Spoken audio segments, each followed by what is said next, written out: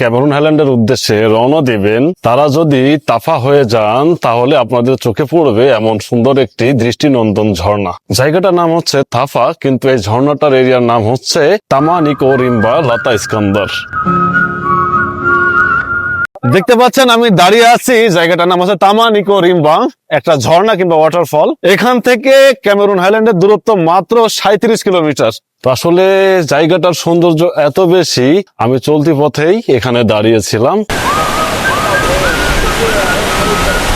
অসাধারণ সৌন্দর্যের একটা দৃশ্য এবং পানিটা হচ্ছে অনেক ঠান্ডা। আপনারা চাইলে এখানে একটু বিরতি নিয়ে দাঁড়িয়ে ঝর্ণাটার সৌন্দর্য উপভোগ করতে পারবেন এবং চাইলে এখান থেকে হস্তশিল্পের বিভিন্ন সরঞ্জাম আপনারা কিনতে পারবেন, সাথে খাবার দাবারের জন্য কিছু কেনাকাটা করে নিতে পারবেন।